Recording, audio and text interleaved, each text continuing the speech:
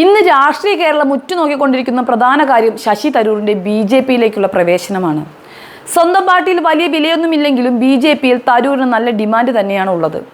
തരൂർ എപ്പോൾ വന്നാലും സ്വീകരിക്കാൻ റെഡിയായി നിൽക്കുകയാണ് നരേന്ദ്രമോദി അടക്കമുള്ള നേതാക്കന്മാർ. തരൂർ പക്ഷേ മിഥുനത്തിലെ നെടുമുടിയെ പോലെ ഇപ്പൊ പൊട്ടിക്കുമെന്ന് പറഞ്ഞുകൊണ്ടിരിക്കുന്നതല്ലാതെ പൊട്ടിക്കുന്ന ഒരു ലക്ഷണവും കാണുന്നുമില്ല.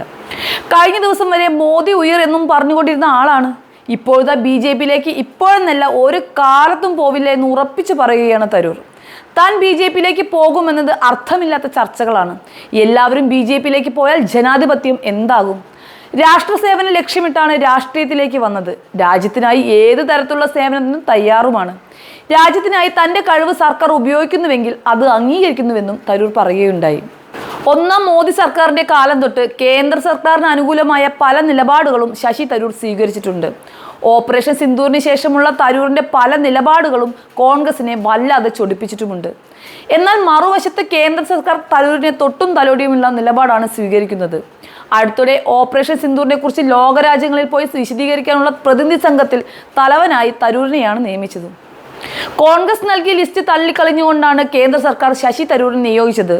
അതോടുകൂടി തരൂർ BJP-യിലേക്ക് കൂടുതൽ അടുക്കുന്നു എന്ന പ്രതീതിയും സൃഷ്ടിക്കപ്പെട്ടിരുന്നു. ഇതിന് പിന്നാലെയാണ് തൻ്റെ നിലപാട് വ്യക്തമാക്കിക്കൊണ്ട് തരൂർ രംഗത്തെത്തിയിരിക്കുന്നത്. അതേസമയം ശശി തരൂരിന് കേന്ദ്ര സർക്കാർ പുതിയ പദവി നൽകാൻ ആലോചിക്കുന്നുവെന്ന് അഭ്യൂഹങ്ങൾ പരക്കുന്നുമുണ്ട്. ഐക്യരാഷ്ട്രസഭയിൽ വരെ ഉന്നത പദവി വഹിച്ച തരൂരിന്റെ വിദേശകാര്യ വൈദഗ്ധ്യം ഉപയോഗപ്പെടുത്തിക്കൊണ്ട് ഒപ്പം കൂട്ടാനാണ് കേന്ദ്ര സർക്കാർ ആലോചിക്കുന്നത്. പ്രധാനമന്ത്രി നരേന്ദ്രമോദി തന്നെയാണ് ഇത് സംബന്ധിച്ച നീക്കങ്ങൾ നേരിട്ട് നടത്തുന്നത് എന്നാണ് വിവരം. നരേന്ദ്രമോദി നേരിട്ട് ശശി തരൂരിനോട് സംസാരിച്ചുവെന്ന് സ്ഥിരീകരിക്കാത്ത റിപ്പോർട്ടുകളും പുറത്തു വരുന്നുണ്ട്. ഒരു നയതന്ത്ര തസ്തികയിൽ ശശി തരൂരിനെ നിയമിക്കാനാണ് പ്രധാനമന്ത്രിക്ക് താല്പര്യം.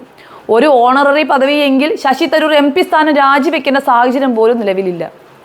രാഷ്ട്രീയ പദവി അല്ലെങ്കിൽ അയോഗ്യതയ്ക്കുള്ള മാനദണ്ഡം ബാധകമാവുകയുമില്ല. അതുകൊണ്ട് തന്നെയാണ് ശശി തരൂരിനെ വിദേശത്തേക്കുള്ള പ്രതിനിധി സംഘത്തിൽ ഉൾപ്പെടുത്തിക്കൊണ്ട് കേന്ദ്രം നയം വ്യക്തമാക്കിയിരിക്കുന്നത്.